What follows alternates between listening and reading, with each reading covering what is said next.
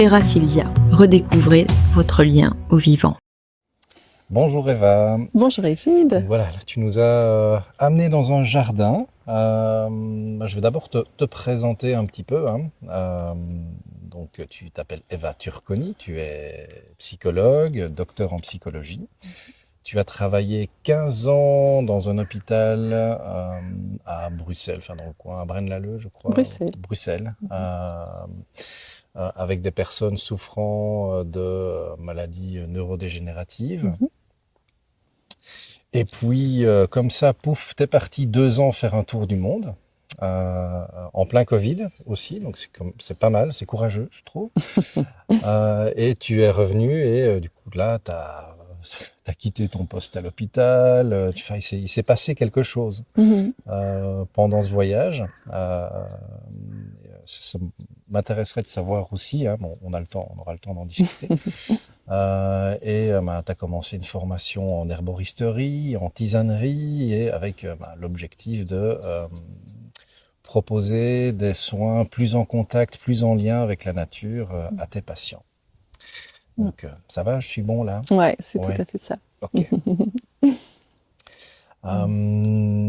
Est-ce que tu pourrais me dire comment est-ce que justement tu en es arrivé à passer d'un contexte hospitalier plutôt classique, on va dire, dans le travail d'un psychologue, à une approche en extérieur? Comment est-ce que tu en es arrivé à ça? Oui. Mais voilà, comme tu l'as bien dit, effectivement, j'ai travaillé plusieurs années dans un hôpital. C'était un travail prenant, mais que j'aimais beaucoup avec les patients. Mais voilà, jeune maman, j'essaie de trouver l'équilibre entre ma vie professionnelle, ma vie familiale. Et pendant ces années-là, j'ai eu quand même souvent la sensation de subir ma vie plus que de la vivre. Donc voilà, quelque chose de pesant dans le rythme qui était trop soutenu pour moi. En tout cas, ne correspondait pas à ce que j'avais envie de vivre avec ma famille.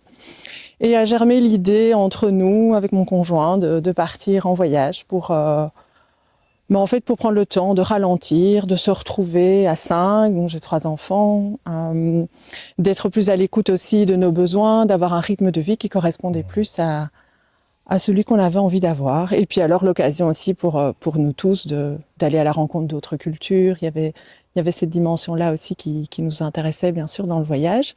Et donc, on a décidé de partir en véhicule aménagé. On est parti pendant 2 ans. On est tombé pendant le Covid. Donc, au départ, c'était pas encore le Covid, mais effectivement, la 2e année du voyage, on est resté bloqué 1 année dans le même pays à cause du Covid. Mais ça nous a appris énormément de choses, en fait, parce que notamment cette 2e année nous a obligés à voyager beaucoup plus lentement. On n'avait plus vraiment la possibilité de faire des plans. On n'avait pas d'objectifs précis puisqu'on était dépendant de la situation sanitaire. Et alors pendant ces 2 années, ce qui m'a le plus marqué, c'est notre vie au contact étroit avec la nature. Donc on vivait presque tout le temps dehors, on était en permanence en lien avec les éléments naturels, donc ça veut dire aussi dans des très belles choses, des moments incroyables qu'on a vécus, et puis parfois des situations plus difficiles où il fallait faire face à des intempéries. Donc voilà, vraiment la nature qui venait jouer un rôle important, en tout cas dans le voyage. Et cette immersion dans la nature, ça m'a permis de vivre des moments assez intenses, en fait, de connexion à quelque chose qui me dépassait, en fait. Vraiment ce sentiment d'appartenance au grand tout que j'ai éprouvé à ce moment-là. Et donc voilà, en rentrant, effectivement, moi j'étais différente, ça m'a transformée. J'ai eu envie de me former. En fait, j'avais besoin en rentrant de continuer à vivre dehors, d'être vraiment beaucoup en contact avec la nature, même au retour. Et donc j'ai commencé à me former en permaculture. J'ai eu, il y a différentes idées de projets qui m'ont traversé l'esprit, la culture de fleurs. Enfin, j'avais envie de faire quelque chose en lien avec la nature. Et puis à un moment donné, je sentais quand même que la relation d'aide était aussi importante pour moi, donc de pouvoir continuer à prendre soin du végétal, mais aussi de l'humain. Et alors, le moment très précis où j'ai eu connaissance de l'écothérapie, c'est lors d'une conférence de Thomas Busigny en ligne. Donc, c'était mon ancien service, parce qu'entre-temps, donc, j'avais démissionné de mon poste à l'hôpital quelques mois après mon retour. Et mes collègues m'ont appris que Thomas donnait une conférence en ligne sur les bienfaits de la méditation sur le cerveau. Donc j'ai participé à cette conférence et à ce moment-là, il a parlé d'écothérapie que je ne connaissais pas. Et ça a été vraiment un grand moment pour moi parce que ça m'a permis de trouver la voie en fait qui allie mes deux passions. Donc le fait d'être en contact avec la nature et de prendre soin de la nature, mais aussi prendre soin de l'humain à travers ce contact ou l'immersion dans la nature. Donc voilà, c'est comme ça que j'ai commencé. Alors effectivement, après, l'amour des plantes, il est là depuis toujours. Parce que petite, le premier métier que j'avais envie de faire, c'était herboriste. Toute petite, je pense que je ne savais même pas exactement ce que c'était l'herboristerie, mais j'étais vraiment attirée par les plantes. J'ai grandi en Afrique, je marchais pieds nus dans le jardin. Donc voilà, ça a aussi reconnecté en fait à l'enfant que j'étais. Donc ça a beaucoup de sens pour moi. Ton rêve de petite fille. Oui, Waouh. Oui, je suis en train. C'est un chemin, mais il est en cours. Oui, voilà l'histoire. Bien. Comment est-ce que tu intègres l'écothérapie dans ta pratique, en fait, d'accompagnement on a chacun un peu notre façon un peu personnelle, personnalisée de faire ça. Toi, comment est-ce que tu t'y prends? Mais écoute, moi, l'environnement naturel que j'affectionne particulièrement, c'est le jardin. Je trouve qu'il recèle énormément de richesses. D'ailleurs, on est ici dans un jardin et voilà, on a des plantes médicinales devant nous, on a des légumes, on a cette coexistence, entre des végétaux, enfin des activités plus de maraîchage, mais aussi des plantes qui vont prendre soin de nous quand on apprend à les connaître, en tout cas. Et donc, ma pratique, elle s'intègre vraiment dans l'environnement du jardin. Donc, c'est vrai que c'est plutôt de l'hortithérapie. Donc, je peux proposer deux types de suivi, c'est soit en individuel ou en groupe. Donc, avec à chaque fois vraiment l'importance du cadre thérapeutique, de la rigueur. Donc, c'est pas parce qu'on est au jardin que c'est plus flou et qu'on fait un peu ce qu'on veut et que voilà qu'il y a un relâchement. Finalement, le jardin, c'est un exutoire pour le processus thérapeutique, mais il n'enlève rien au contexte et à la sécurité aussi qu'on doit apporter aux patients, peut-être davantage en étant à l'extérieur. Et donc, dans le suivi individuel, on va avoir, par exemple, un objectif thérapeutique qu'on a envie de poursuivre. Et le jardin va nous permettre d'aller plus loin. Enfin, pour moi, c'est vraiment la possibilité, en étant dehors, d'amener le patient à se reconnecter à quelque chose de plus profond à l'intérieur. Donc déjà, le fait d'être à l'extérieur et en mouvement, le ressenti corporel est plus présent, on a plus d'ouverture à nos sensations, à nos émotions. L'éveil sensoriel est aussi... il est là, en fait. On doit presque pas le susciter. La beauté sous nos yeux, donc visuellement, on est stimulé. Moi, je vais inviter les patients à goûter les plantes, à les sentir. Donc, à vraiment amener toute cette sensorialité dans l'expérience. Et alors, petit à petit aussi, notamment dans le suivi individuel, j'aime beaucoup leur proposer d'aller à la rencontre d'une plante, une plante qui serait en fleurs à ce moment-là, ou en tout cas ou pas. En fait, finalement, ils peuvent choisir aussi la plante qui les attire, parce qu'on dit souvent que les plantes qui poussent autour de nous, c'est celles dont on a besoin. Et donc, je vais leur proposer d'aller en choisir une. Et puis, à partir de l'observation de son port, peut-être la façon dont elle se déploie, dont les graines germent, voilà, d'essayer de voir comment ça résonne en fait à l'intérieur par rapport à ce qu'ils vivent eux-mêmes. Et est-ce que cette observation de la nature, cette rencontre avec la plante peut les amener à changer de perspective sur ce qu'ils vivent, ou les amener à trouver des nouvelles solutions aussi par rapport à une situation. Comme si la nature était une sorte de miroir. Tout à fait. De ce que la personne vit et a besoin, et également on voit des petits messages. Oui. C'est chouette. Oui. C'est chouette. Et là, c'est très gai d'alimenter avec les vertus des plantes aussi par après. Donc parfois, ça vient corroborer aussi une émotion, un sentiment que le patient a eu. Et j'ai pas parlé de l'approche de groupe, mais elle est tout aussi intéressante que le suivi individuel. Donc, je travaille bénévolement dans un jardin thérapeutique à Braine-l'Alleud, un jardin en permaculture. Et là, on accueille des petits groupes de patients qui ont réalisé un séjour en hôpital psychiatrique parfois assez long, plusieurs mois, et puis ils sont rentrés chez eux et on leur propose de venir 1 à 2 demi-journées dans le jardin pour prendre soin du jardin et à travers le soin au jardin, prendre soin d'eux-mêmes. Et donc là, les matinées, elles se déroulent souvent selon la même structure. Donc on a un temps d'accueil, un cercle d'accueil le matin où chacun peut déposer ce avec quoi il arrive. Voilà, on l'accueille comme il est, un moment de météo et d'introspection. Et puis on va proposer une activité en lien avec les saisons. Ça peut être des semis au printemps, du désherbage toute l'année, des repiquages ou de la récolte de fruits, de plantes, de légumes. Et alors on a un temps de clôture à la fin où chacun peut exprimer avec quoi il repart ou qu'est-ce qui l'a nourri à ce moment-là.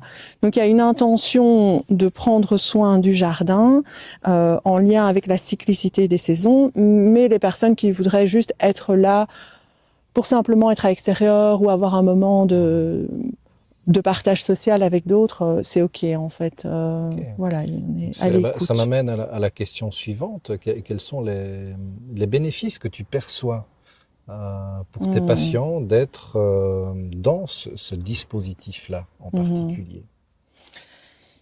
Mais en fait, je suis chaque fois fascinée par ce qu'ils déposent, ce qu'ils amènent, notamment à la fin d'une matinée au jardin. Donc, c'est des patients qui vivent parfois des situations difficiles. Donc, j'ai pas précisé, mais ce sont des patients qui sont suivis pour addiction, qui ont des parcours de vie parfois compliqués. Et donc, ce que je remarque, en fait, c'est que d'emblée, quand ils arrivent au jardin, ils éprouvent déjà de la relaxation, de la détente musculaire, on les sent détendus en arrivant. Ils ont cette capacité à pouvoir déposer les situations difficiles qu'ils sont en train de vivre pour pouvoir profiter du moment qu'ils vivent au jardin et donc être pleinement présents à l'expérience vécue. Donc voilà, cette présence au moment actuel, elle est, moi je la remarque de façon assez intense quand on est à l'extérieur. Ils sont capables aussi d'être plus à l'écoute de ce qu'ils ressentent, que ce soit les émotions, donc vont être plus faciles à exprimer, même de façon informelle, parce que dans tous ces temps au jardin, finalement, on parle et mine de rien, en fait, on prend soin les uns des autres. Donc, et ce que j'aime beaucoup aussi, ce qu'ils rapportent, c'est eux sont généralement dans la position du soigné et ils se mettent à ce moment-là dans une position de soignant. Ils prennent soin du jardin. Et donc c'est cette triangulation aussi avec l'accompagnateur qui est présent, qui fait émerger en fait presque par la simple présence d'être dehors des nouvelles perspectives ou un sentiment de bien-être. Et toi? Ah oui, et alors il y avait encore quelque chose par rapport aux patients qui me touche aussi très souvent, c'est la gratitude qu'ils éprouvent et qu'ils expriment en fait, la gratitude de ce que le jardin nous offre aussi et leur offre, mais c'est pas uniquement les légumes qu'on va récolter, c'est vraiment de quelle façon la nature prend soin d'eux à ce moment-là. Ah ben moi pour moi c'est un cadeau en fait, tout ce que je vis avec les patients à l'extérieur et en particulier dans un jardin. Bah déjà, ça nourrit mon envie d'être dehors, le fait que je me sens bien en contact avec la nature, ma relation avec toutes ces formes de vie qui sont autour de nous. Ça me réjouit aussi de pouvoir transmettre des connaissances et de voir l'émerveillement par rapport à la beauté de ce qu'on observe, par rapport au quand on pense à ce qu'on, par exemple, quand on mange une tomate, c'est intéressant d'avoir fait tout le processus du semis, la jeune pousse, on repique le plant, puis on attend, on le soigne, on observe la fructification et on récolte ce fruit. Quand on le mange, il n'a pas la même saveur et de pouvoir partager ça et transmettre ça à d'autres personnes, c'est un émerveillement. Maintenant, bon, tu es psychologue, docteur en psychologie. J'imagine que tu te bases quand même sur certains modèles théoriques par rapport à ta pratique. Enfin, j'espère. Ce sont lesquels, s'il y en a? Mais écoute, oui. Donc il y a tout. En fait, j'ai un bagage théorique qui est présent, qui m'accompagne, un regard aussi en tant que neuropsychologue sur la cognition, sur les processus attentionnels, et donc tout ça, ça va alimenter. Ça, c'est présent en filigrane tout le temps dans mes interventions et dans mon accompagnement.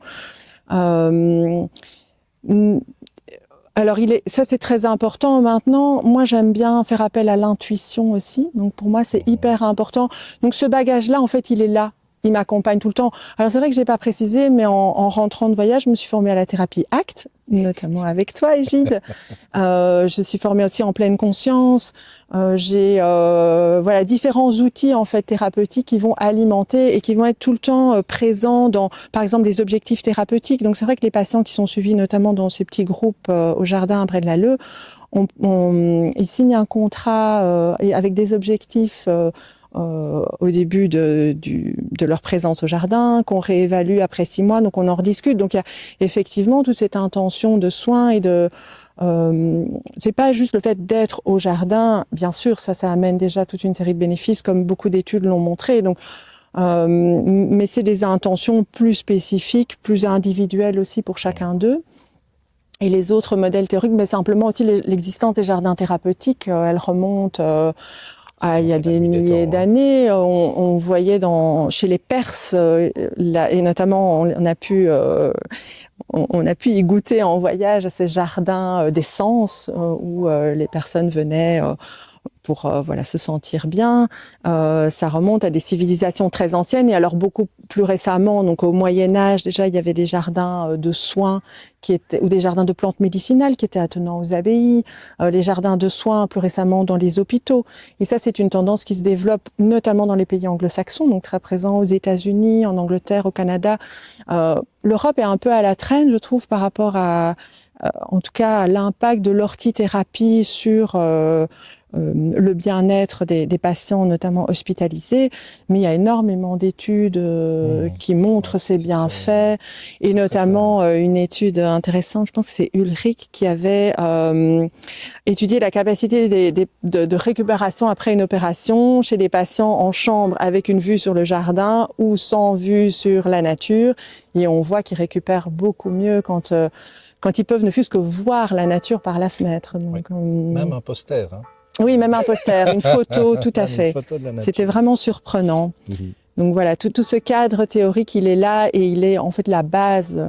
Mais à côté de ça, je pense que de pouvoir aussi amener les patients petit à petit à se reconnecter avec cette intuition qu'ils ont à l'intérieur, ça fait aussi partie du processus de soin. Est-ce que tu as une situation comme ça qui t'a marqué avec un patient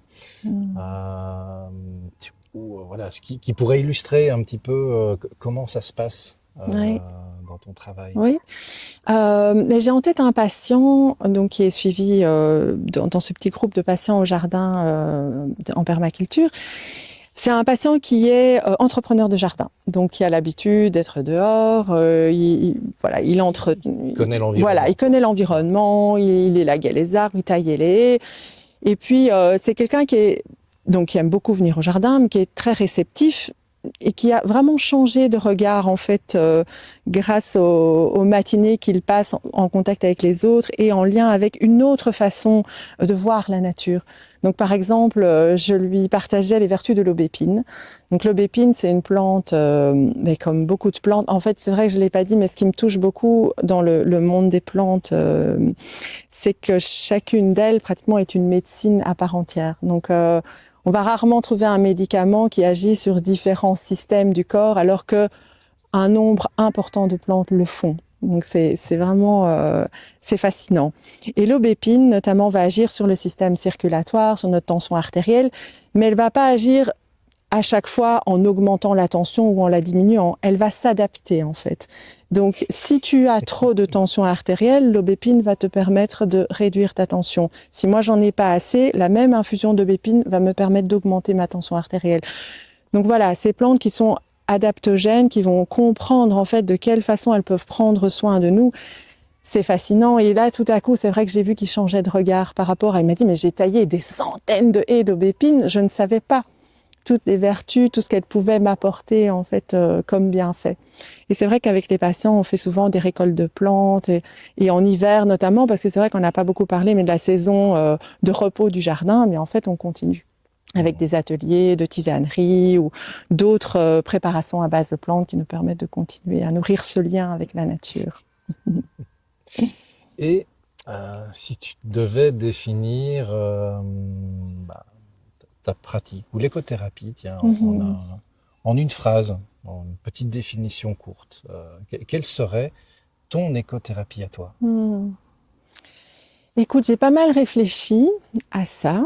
Et alors, ce que j'ai envie de dire, c'est que pour moi, l'écothérapie, c'est une approche qui par l'immersion dans un environnement naturel, ça peut être le jardin, la forêt, le contact avec la nature, et grâce aussi à l'accompagnement d'un professionnel formé, je pense que c'est important d'être accompagné, nous permet de toucher à notre essentiel.